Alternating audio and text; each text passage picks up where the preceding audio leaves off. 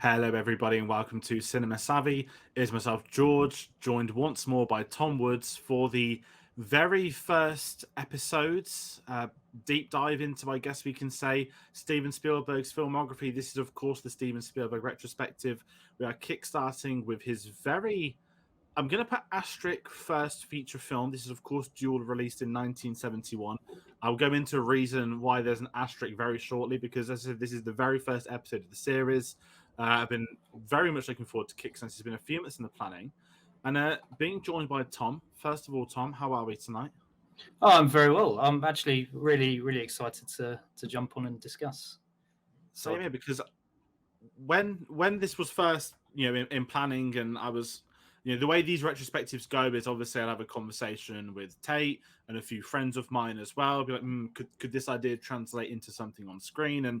And then I'd start speaking with the people that have jumped in our videos before, and I was like, Tom, like, would a Spielberg retrospective work? And I was like, what ones would you be interested in? And as always, nothing wrong with it. So many people like Jurassic Park, Jaws, Indiana Jones, which is, we'll get into all them amazing ones as well. And then Tom's this, there's some absolute bangers. And you put Duel, I was like, that is episode 1. I was like, Duel, thank God. I've got somebody before Jaws. So I've been really excited for this, only because I haven't seen this film. But before we get into it any further, I'm going to bring up the social medias for everybody at home. If you have seen Duel, please comment below your thoughts on it. Obviously, as every retrospective we discuss spoilers, because these films have been out for decades. This one, 51 years to be precise. So please do comment your thoughts. Hit that subscribe button. A lot more videos on the way, a lot more Spielberg on the way. We'll bring up the schedule shortly, because this isn't a small series by any stretch of the means. This is going to take up most of the year, every Tuesday night. And our social medias for any of the videos, we've got a lot of reviews going up on the channel. Of course, I must say as well, this is pre-recorded before the Oscar ceremony. This goes up on Tuesday, the 29th of March. The Oscars would have happened, me and Tate have had the live stream. However, we don't know if he's won Best Director or maybe Best Film or a few of awards for West Side Story. So that will pop up in a few other videos. We'll be able to bring up some of that. But social media is now going across the bottom of the screen. Twitter at cinema_savvy, Facebook and letterboxd.com/cinemasavvy. Links to Public in that description below. But heading back over to Tom, I did sort of cut you off. I want to kind of ask you of this one, because obviously I know you mentioned Duel. I just want to sort of quickly ask. I'm going to switch the order around, actually. What's your sort of first time memory with this film? Without getting into it too deep, because I've got another question I want to put on the spot on, but I was so amazed that somebody put Duel.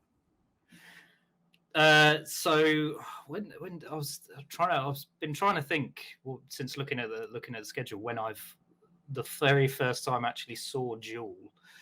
I think it was in college or university, like about 8 or 9 years ago. And it was something that I was, to be honest, I don't really know why I decided to watch it, but it was on, say, it may have been on Netflix when that was still sort of in its infancy.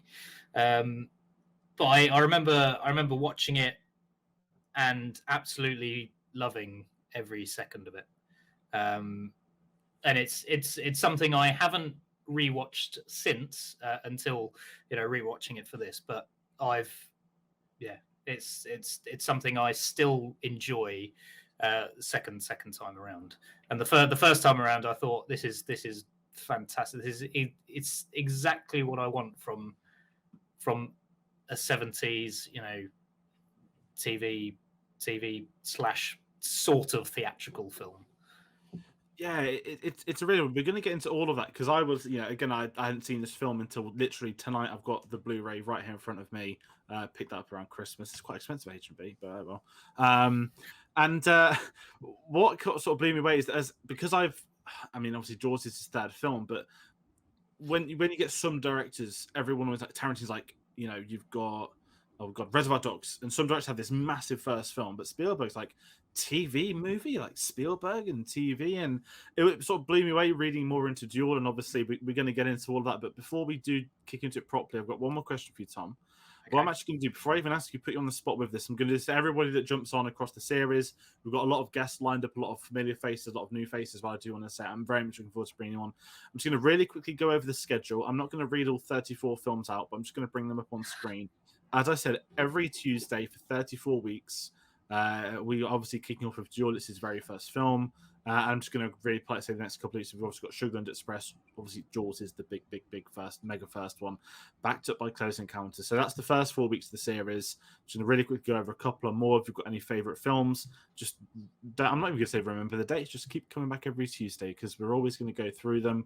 And I will have a nice schedule list, maybe 4 at a time for the future episodes because I'm not going to bring up 34 films every week when some of this is going to be in November time. But as I said, this is the Steven Spielberg retrospective. We're doing a retrospective on Christopher Nolan. We've got a partial Peter Jackson one, which may be finished later on this year / into next year. And there are a lot of other things happening on the channel. So if you do like retrospectives, like deep dives on directors, this is very much a place to come to. But Tom, that question. I just want to kind of, you might not even know this because this is also going to be amazing, asking all the film people different, our age gap isn't too dissimilar, a couple of years apart, but can you remember the very first Spielberg film you saw, or if not remember the film, like the first time you might have known about his work? I'm really interested just to get these varying answers off people. Okay, so that's a really good question. I've been, first being put on the spot. The very first video. He's played many as well, hasn't he? Yeah. So actually, my first experience, sort of understanding or knowing about Steven Spielberg was not necessarily him as a director, but obviously one of the films that he's made, being Jaws. So Jaws is my dad's favorite film, and at a very early age, that was something he used to talk about quite a lot. Jaws, and he still goes on about it even to this day, and really wants to visit Martha's Vineyard, where it was filmed. We haven't done that yet. But yeah, that was sort of my first experience of hearing about Spielberg films. I think the first one that I sort of really try to understand him as a filmmaker would either be Jurassic Park or not necessarily anyone's first choice. One I used to watch loads back in 2005 on DVD was his version of War of the Worlds. So I'm going to jump in because my first, I don't want to say Spielberg memory, but I was a late bloomer to a lot of his work. And I was thinking about this a lot recently. The very first Spielberg film I saw is also War of the Worlds. I'm actually really buzzing you, bro. So I know that's on your list as well. Yeah. I remember that popped up. I was like, yes, it's not just me. And just going back to that, like as a kid, because I was 05, I remember going to the cinema to watch that on my birthday. I think it came out like a week or two before. I was like 9, just literally turned 9 years old to watch that film. And I loved it. And obviously you get a bit older, like many films, and you see people dissing it a bit much. I do think it's a bit unfair, and we'll get to that later on this year. I can't remember what month it is. I'm just going to bet on maybe August, September time. Sometime in the future. Yeah, it's sometime eventually, and we'll laugh when we get there. But with this one, I just don't know what it's like. I feel like I knew George Lucas as a kid because obviously it wasn't the fact I knew Star Wars. It's the fact that on the VHSs I had of Star Wars, they always had interviews. They're behind me on the shelf actually. That George Lucas was on them as doing interviews because remember some videos they'd do interviews before the film started, and I remember rewinding to this geezer with the grey hair, and it always said George Lucas didn't really understand film, know his importance of it. So I know he created it, obviously he was a little older, but with Spielberg, it was just always like a name I'd heard but knew nothing. And War of the Worlds, I believe, is the very first film I watched way before Jurassic Park. I was really late to watching Jurassic Park. I'm talking like 17, 18 years old. Oh, wow. Which I've seen clips of it, but never in full. And yeah, that was a madness. We'll get to that again. Yeah, Park, maybe June, July. I don't know. It's too far away. I think the two films I used to watch religiously on DVD were Minority Report and War of the Worlds. Yeah, were the two films that I watched religiously. I feel like maybe future episodes for all the guests we bring on, I'll have a little tally chart, see what everyone can remember. Because I think a lot of people will have stuff like Jaws, Jurassic Park. Actually, that'd be really cool. I'm going to do that. I'm going to count up down the line, people watching this. You comment as well. Comment the very first Spielberg film you saw, or at least maybe the film where you first heard of him. You know, you may be older, you might not remember or whatnot, but if there's that film that maybe was in your childhood that you knew was attached to him, just comment it, because I love hearing. So I was like, again, Tom, that's amazing. In War of the Worlds, that's two of us. Episode one. That's a really good start. But obviously, we are here talking Duel, and I did say that, you know, this isn't a film I'd ever seen before, and what we're going to do in these, similar to some of our like Oscar reviews, we're going to read out the IMDb synopsis. So normally IMDb synopsis is terrible, so I'm going to make this a thing for the whole series. I will read out the IMDb synopsis no matter what, no matter how long, how short it is. And this one is: a duel is about to begin between a man, a truck, and an open road, where a simple battle of wits is now a matter of life and death. You may be thinking, is this Mad Max Fury Road? I'm sure that wouldn't be the only time Mad Max gets brought up today, but if I'm just going to go my really initial thoughts on this film, I absolutely loved this tonight. I didn't really know what to expect from it, because you're looking at a director who, you know, it's his not only his directorial debut, it's a film made for TV, and this sort of negative stigma that has, well, across maybe our lifetimes. I don't know if it's maybe different in the 70s or 60s films for TV, but over here you get the Channel 5 films and everyone laughs. In America, they call them Hallmark films, which are their terrible ones, and you never really know what you're going to get. But you know, it's an action film, and what's kind of mesmerizing is seeing that how not even young Spielberg was. This technically wasn't his first film, right? I'm going to go into the asterisk for you all now at home. So the very first film Spielberg did was called Firelight. This was self-funded. I think he shot it. He obviously directed it, edited it, did the soundtrack to it. And the story is that he had a $500 budget. He showed it for one night in his town at a local cinema. He said he made $501, so he made a profit. And it's never, ever been released for the public to see. I'd assume people like George Lucas have probably seen it down the line, or the Hollywood hierarchies have, but I believe there is only 3 minutes and 10 seconds of that film available for any common person to see. So this is why we're starting with Duel. And there's also another thing. He did LA 2017. It's not Blade Runner 2049. It's not nothing to do with that, but that was a TV episode he directed, but it did not become a film like Duel. So you could say this is his third major directorial effort, but for intensive purposes, this is the first Spielberg film.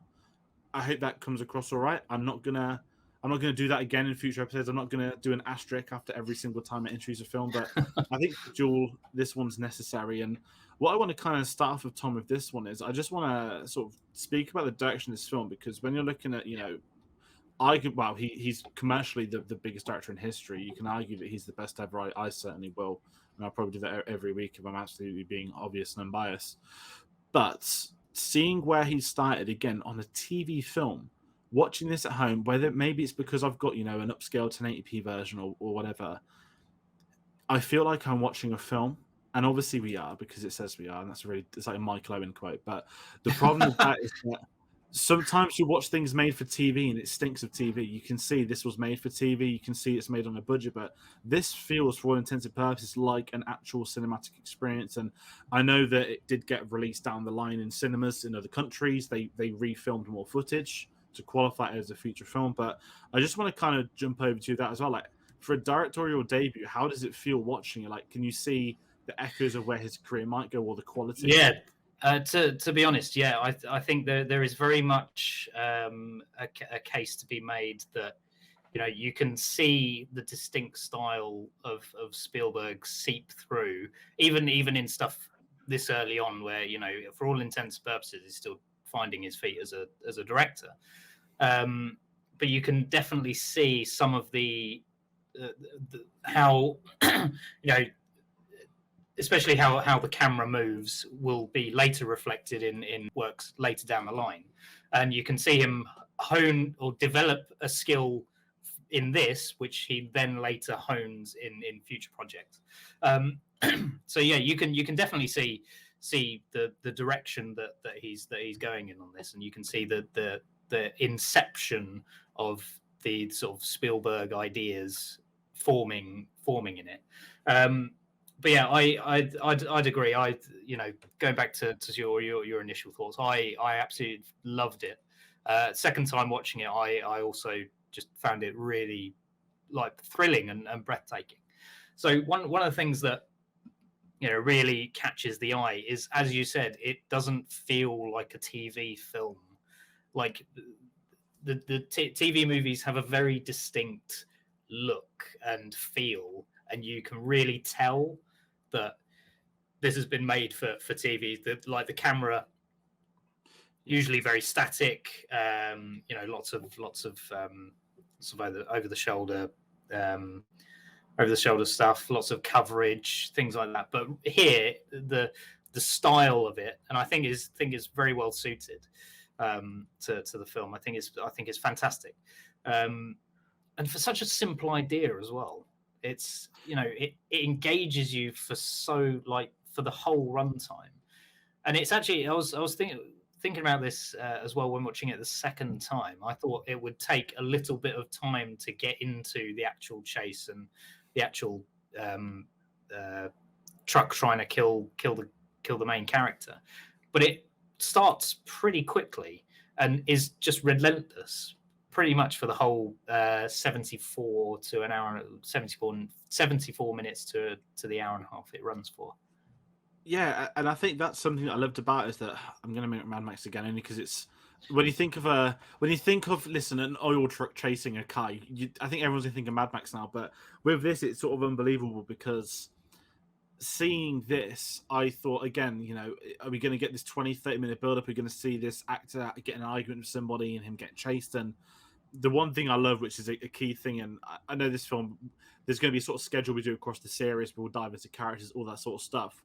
The characters and the story are sort of synonymous with this. The truck is the villain of the film. We never see the driver, his face. We see the arms, we see his boots, but we never get to see him directly. The concept of the villain is the truck trying to kill him. And even the character David Mamet, played by Dennis Weaver in this film, we don't even get to see him for like the first 5-10 minutes. It is almost, and this is what made me think, when you're doing a retrospective, what sort of is to come. The opening shots, which last for probably a good 5 minutes, I'd say, it's all almost like point of view of the car. And obviously, when you think of point of view with Spielberg, you go to Jaws straight away, a film that was very soon after.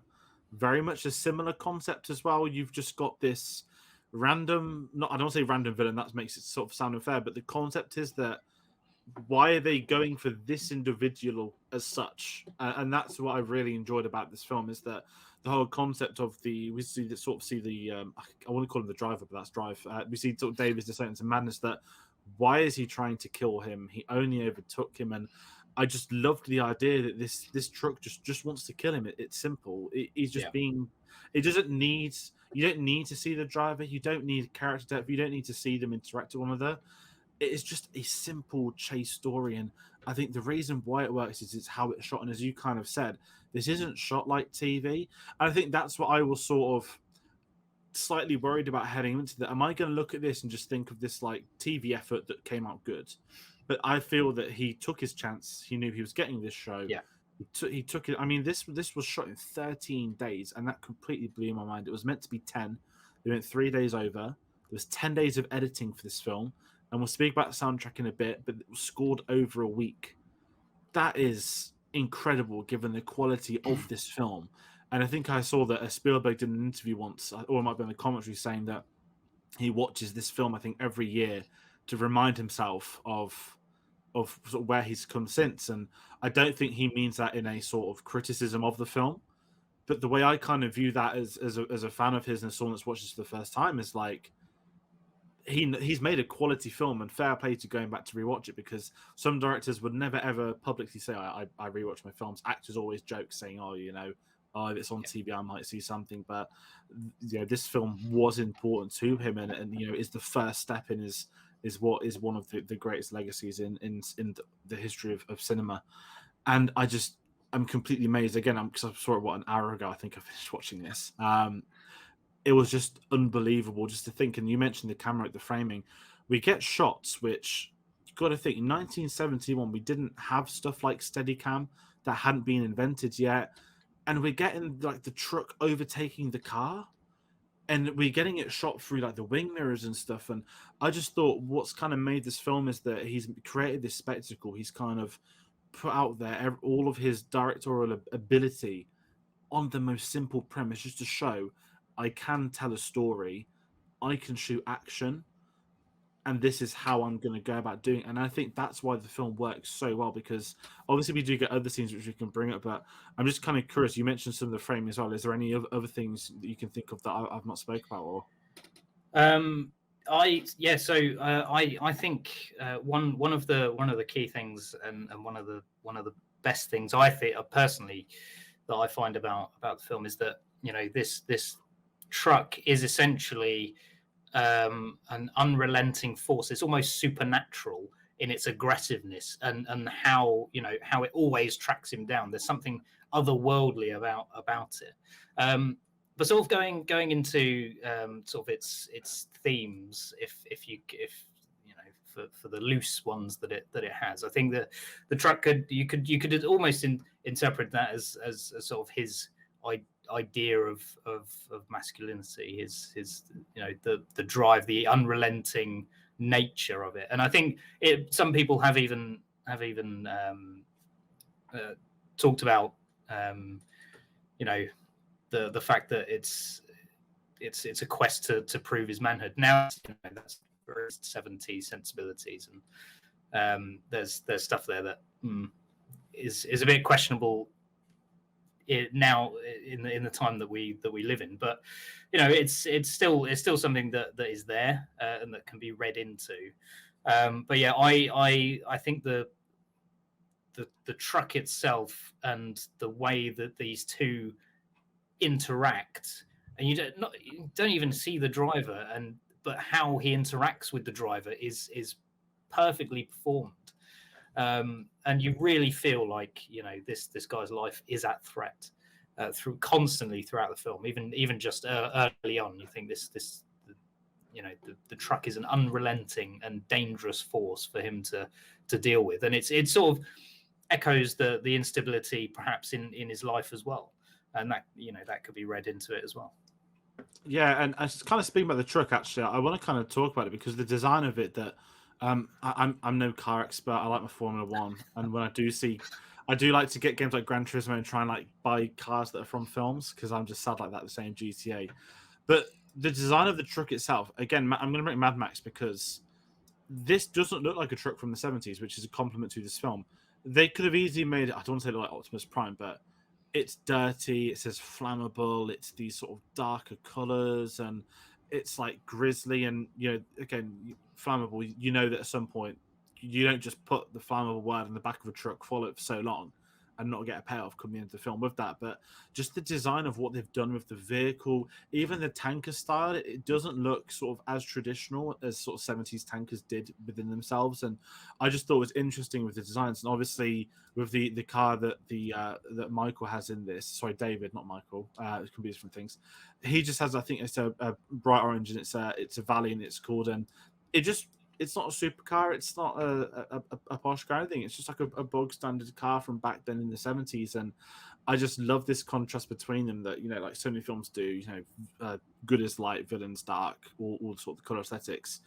But the whole desert setting with it, I think it allows both vehicles to pop. That at no point do they ever look like they should be around. Like, it looked weird if you had the orange car trying to take out a truck. That would look stupid. But the fact he's gone for something as consciously large as a truck trying to destroy this guy, I see why that sort of the concept of the villain is there, and I think that works in its favor. That it's telling this simple story, but at the same time it's showing you the difference between them. And what I liked with this, it's not like GTA. He's not just trying to ram a car off a cliff the whole time. It's like the creation of tension from it, you know. And this is what kind of amazed me. If I go back to the beginning, so if it goes off point slightly, but he overtakes the truck, and the truck overtakes him. Okay, I knew the villain's gonna be a truck, but it's like, how did you get to this point of the truck trying to kill him? You get him trying to overtake him, and the truck's blocking the lanes off, and at no point does it just begin the film, you overtook me, I'm gonna kill you now.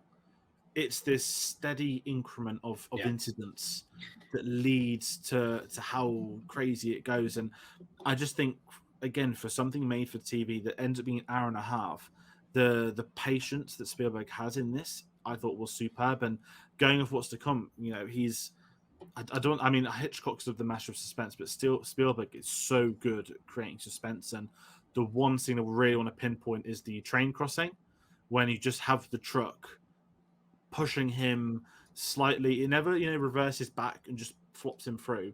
It just builds tension. You'll see the train, you'll see the tires, the truck, the mirror shots are amazing, and I just kind of got blown away with some of that stuff.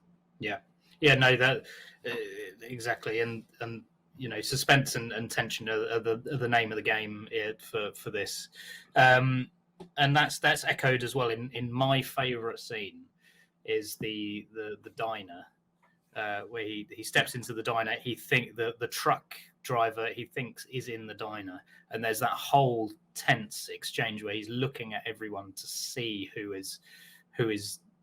could potentially be trying to kill him.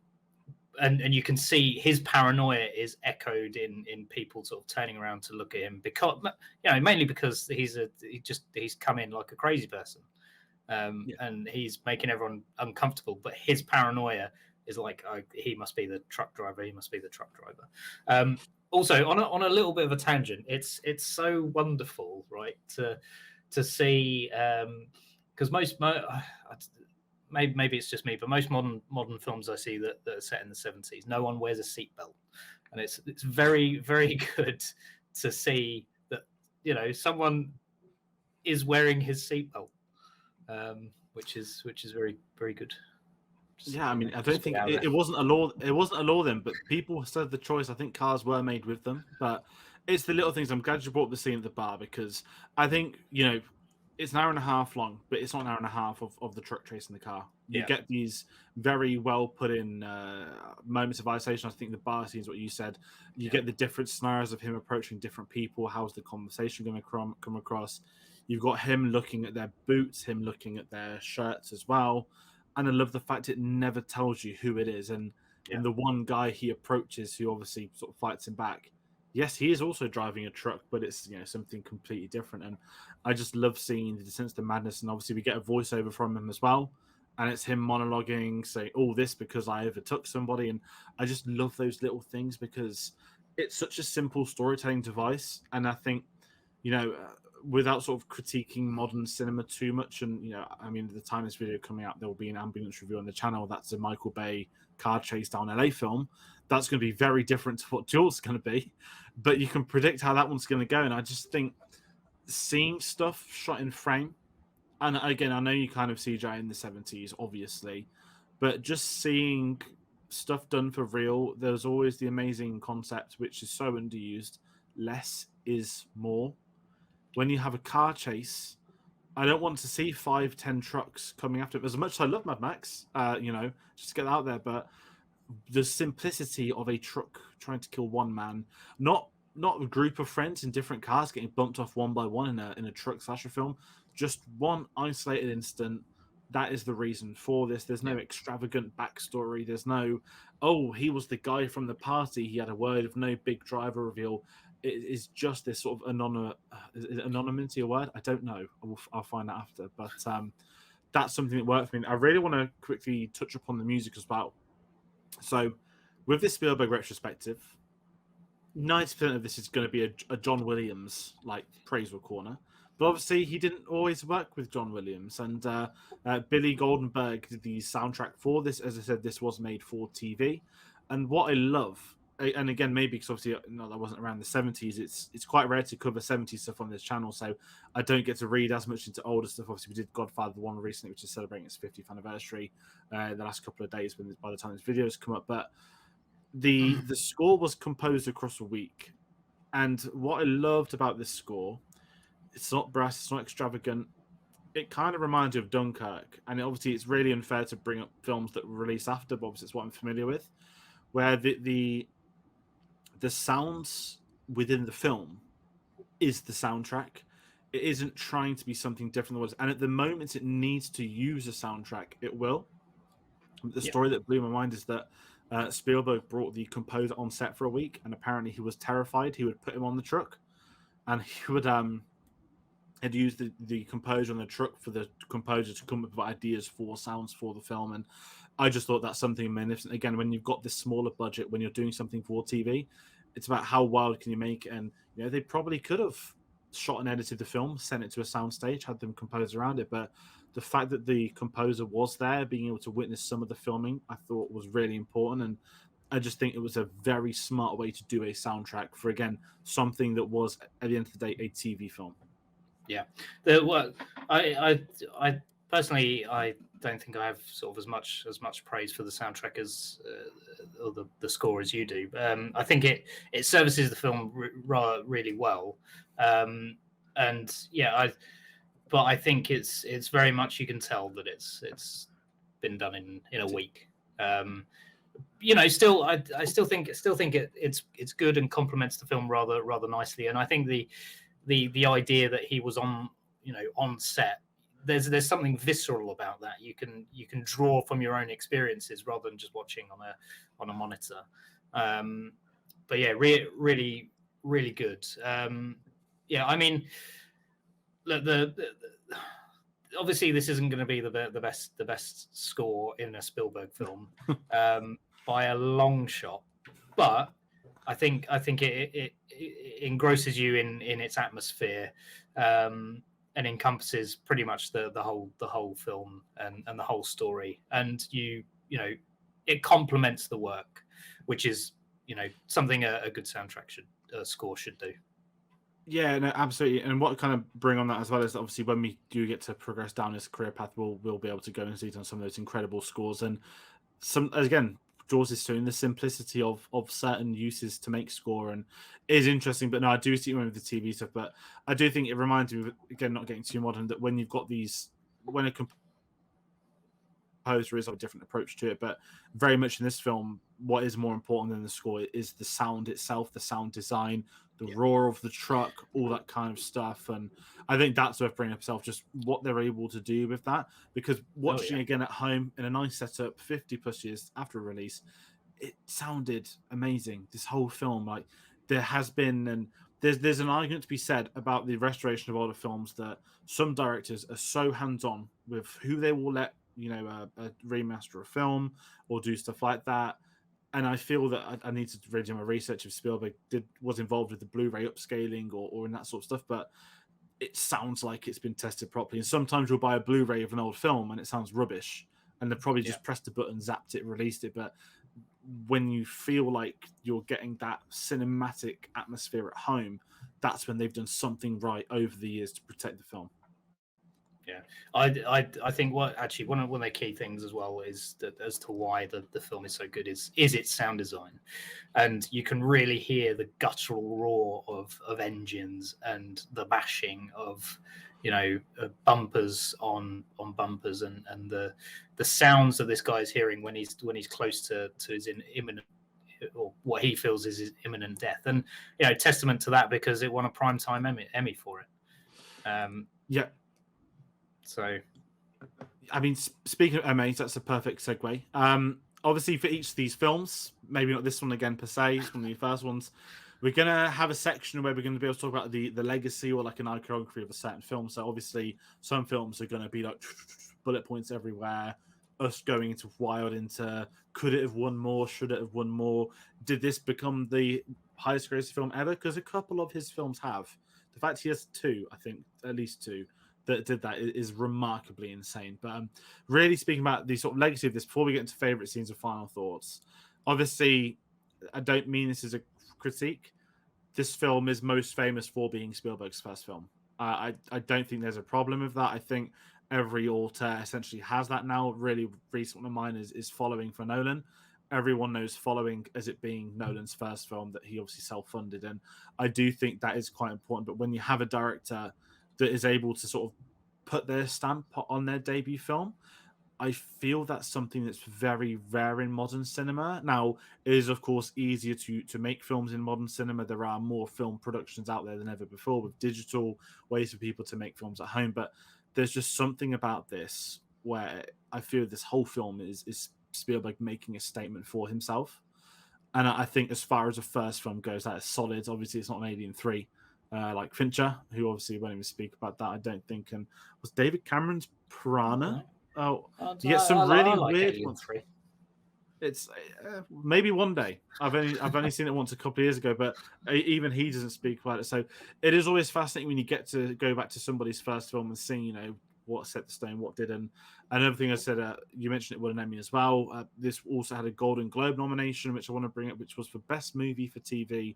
Yeah, okay, the Golden Globes are a joke now, but they probably weren't a joke 50 years ago. So I just wanted to give that because it's nice that you get some accolade. And with Spielberg's work, there's going to be accolades pretty much every single film. Yeah, actually, something that we haven't touched on, and you know, because it was nominated for an Emmy, Primetime Emmy for outstanding achievement in cinematography, but it didn't win. Now, obviously, I don't know. I haven't seen the other nominees or winner for that category from the 1972 Primetime Emmy Awards, because that's not something I really want to do. But given that fact, I do think that this film looks absolutely fantastic for what it is, and you can just tell that so much craft has been put into the way it looks and its aesthetics, that it does make you feel like this is really something. No, I'm glad you were, because I think that's it. That this film has been shot in a way that it looks like, not I hate using this as some way it's experience, but it's just shot so well, and it is so far and beyond probably what TV was capable of back then. And again, I'm the same as you. I haven't checked out the 70s Emmy winners, but I bet no one can tell you the name of what did win it or what episode they submitted at the time. And you know, with it being a TV movie, obviously modern day TV, you know, you could argue that a lot of the best of TV today might actually be better than the best of film from today. That's always a fascinating conversation when you get to the sort of award seasons for each sort of thing. But again, the fact you're getting on a TV budget in the 70s, the location you spoke about, how it's shot, putting it on all the hills, it wasn't just the same slip roads shot at different angles and stuff. You can tell that obviously they knew the areas they were filming at, that it was scouted out, but each sort of location felt like a new part. Even the small towns, from the bar, we get the bit when he's taking out the phone booth and all there's like turtles and stuff, like all the weird. He's got like a spider on him. It's sort of been picked perfectly, and in each scene feels like it is in a new location rather than those same 2 or 3 places. I know you spoke about your favorite scene, the bar, but if we want to talk about any of the favorite scenes, I really want to mention the end, because I've always loved action films, obviously ever since I was a kid, and there's just something. And again, it shouldn't really be in a conversation for a film in the 70s, but practical effects, just seeing something like an oil truck going over the edge of a cliff, doesn't matter what year it's in, it looks phenomenal when it's real. And I just, you get to that ending and you just think, you know what, that's superb. How they've done that. Again, I mentioned that the first time you see the truck, you see the flammable sign. It's about getting it's not even a big setup thing. It isn't like modern cinema. They don't always do that, but there is that payoff to all of that stuff. And we get like the blood dripping from the wheel as well. So you know that the driver's dead. I just loved pretty much, I mean, the whole film is almost one scene, isn't it? In absolute truth. Yeah. But I just loved that dynamic. And it does have the payoff, because if it was this, you know, boring ending or something, you know, or the truck just slipped sideways, this film had earned something extreme, and I just feel that the truck going over was just magnificent. Here's the thing, and I think, you know, it's put in the hands of another creative individual. I think the ending would have been totally different. You know, the same thing would have probably happened. The truck going over, and he uses his ingenuity to defeat the driver and eventually kill the driver. Spoiler alert for a film that's 50 years old. But you know, put in the hands of another creative, I think the ending after that, because it not necessarily ends quite abruptly, but there is no like through line where, you know, he goes back home, he essentially thinks about the repercussions of his chase and stuff like that. It just ends, and it's left on a complete like blank, so that you feel the weight of this journey that this guy has gone on, being chased by this truck in the moment. And it's not like you cut to him back home, which I think in the hands of someone else, I think would have been a decision that they would have made. Sunset, dad walking over through the sunset, family open arms, where have you been, that cheesy stuff. I really want to quickly throw another scene. It's not like a great scene, but a really funny comedy moment. When you think there's a cop car and he pulls over to go to the police car and to actually pest control, I thought that was, I don't know if it's meant to be funny, but I just thought that was genius. I laughed at that. I thought that's a great little moment, because you think, oh, he's finally got to the police after all. And nope, still no police. It's just it's like it's just his luck on that particular day that, you know, that all this stuff is happening, and then that happens. He thinks he's solved the problem, but no. One of the best things about it. And actually, something I sort of want to say. This is very much a film that could only really be made in the US, primarily because, I mean, you know, roads in the UK are very windy, and you know, we've got the big motorways, but there's about 1 billion cars on them, whereas backcountry roads that just are endless seem to be the staple of sort of desert towns in the US. So I think this could only be made in the States. And apparently a lot of the land is still around. They've not like because obviously over here, every time you get a country road, they'll just develop like 10 new estates on it now.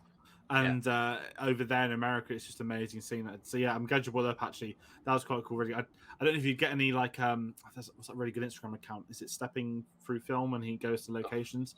Don't think he'll be going to the deserts to take photos of the Duel, but maybe he has. Maybe he would. That would be something amazing to see. But that's gonna kind of wrap up my sort of the scenes and discussion. I'm gonna kind of end my final thoughts. And again, when you're approaching a new series like this, it's really interesting to look at it, because as the films go by, we'll be able to say, you know, how does this stack up as a Spielberg film? How does this stack up as a film itself?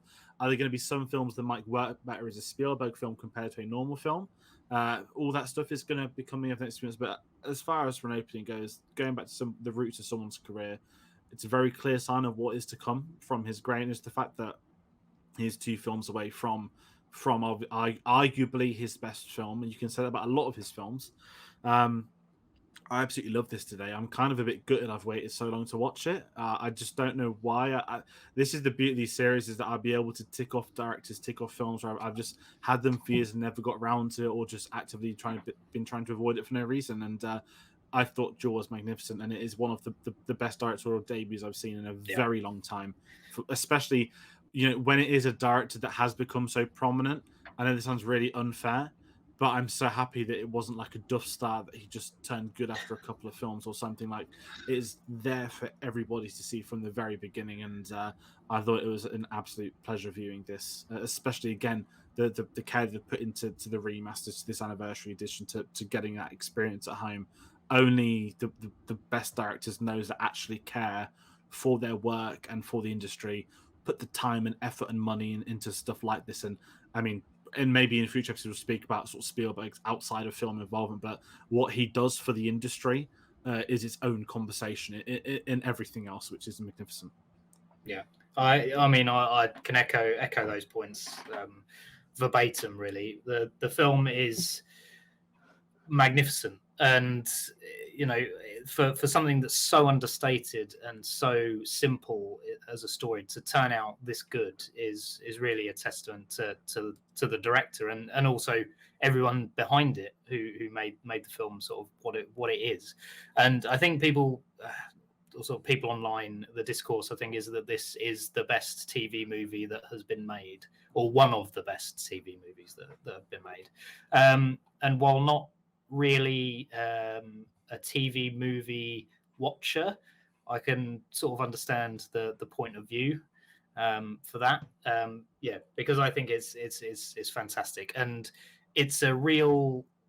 It essentially, if you want to study a film that and learn about tension and suspense and that ultimate crescendo to release, this is one of the best films to watch, because the small build-ups towards the big payoff are some of the best that I've seen. And the whole thing, it's sort of psychologically tormenting the driver, this truck. Yeah. And yeah, I think it's fantastic, and I really do sort of I'm going to start trying to watch it a bit more than I have, say, once every few years. Much more than that. I'd like to show this to like other people that may not have seen this, because I think, I'm going to be blunt, this is a better film than most modern action films, which is crazy. I thought it'd be all right. I thought we'd see Signs of What's to Come, but this is one of the best action films I've seen in a while, if I'm being really honest. And I still love Fast and Furious though, but they didn't even compare to this. That's just ruined the review, hasn't it? But no, that's going to wrap it up for this. And Fast and Furious, like comparing it to Fast and Furious. I mean, well, Mad Max Fury Road. I mean, I guess you could. That'd be quite a fascinating double bill. Could you do a double bill of Fury Road and this? I know you've got the other Mad Max films, but that's quite an interesting one. Maybe Prince Charles Cinema should get on it. That would be interesting. The influences. I mean, you can definitely see the influences seep through from later works that sort of are influenced by this and other films of its ilk. So I don't think that would be a weird double bill to have. No, I'm tempted to do is Prince Charles Cinema to get on it. But everybody at home, please do comment your thoughts on Duel. I want to know if you've seen this film. If you haven't seen it and watched all that video, I really appreciate it. But please go and see it. We've given this a glowing review. And please do hit that like button and subscribe. There's a lot more Spielberg stuff coming on the way. As we said, every single Tuesday, 8 p.m. GMT, BST, the clocks are changing again. We'll be able to have all of this for you. It's going to have different times, obviously, in America, but it'll always be that same time every Tuesday for yours. And hit the subscribe button. There's a lot more reviews on the way. As I said, this is an older film. We're working our way up to West Side Story, but if you are here for newer reviews as well, by the time this video goes up, we'll have reviews for Ambulance, which is the new Michael Bay film about ambulance being driven in LA, I think, or something like that. Sonic the Hedgehog 2 spoiler-free review will be out now as well. We're at the press screening for that one, and a couple of other things, so please do check those out. And if you're wondering what is the next Spielberg film, what is his second film, that is the Sugarland Express. That is going to be coming out Tuesday the 5th of April, 1 week from today. That's going to be myself and Tate on that one. I'm looking forward to that because I know absolutely nothing about it. I knew at least with Duel there were cars involved and a truck involved, and it was his first one. But Sugarland Express, I know zilch. So that's going to be a lot of fun to watch for the first time. Getting Tate on board, we'll get to put him on the spot with that question as well. So please do join us for that one. And I've also got Tom's social scrolling at the bottom of the screen. Twitter at Films and Beer, www.filmsandbeer.co.uk. Tom, for people that haven't seen you on our channel before, which would be a shame because you've been on some amazing series, The Matrix, the Marvel stuff, and a lot of stuff many times before that. What can you tell us about your blog and what can people expect from it? Films and Beer is essentially what it says on the tin. I pick a film to watch and then try and pair an appropriate beer for it. Whether that be something on the cover that I quite like the look of, that I pair with something, or a beer that fits very well with the themes of the film that I have seen. Also doing modern new releases, reviews of those, which are separate from the actual Films and Beer. So do watch out for those. It's been on a bit of a hiatus, but pick it up again soon. No, so everybody, please do check that out. We've also got links to that in the description below. And Tom, obviously, this isn't going to be the last one we get you on. I think I know what one is coming in a couple of weeks. We'll have a chat about what that might be. But I said, there's a lot of big films coming out. A lot of people put their names down for interest. It's obviously been quite flabbergasted. Shouldn't really underestimate Spielberg's work, but the amount of lists I've had in it is amazing. I'm so excited to carry on doing these. So I'm going to thank everybody again for watching this. I'm just going to quickly bring up our socials where you can find us: Twitter at cinema_savvy, Facebook and letterboxd.com/cinemasavvy.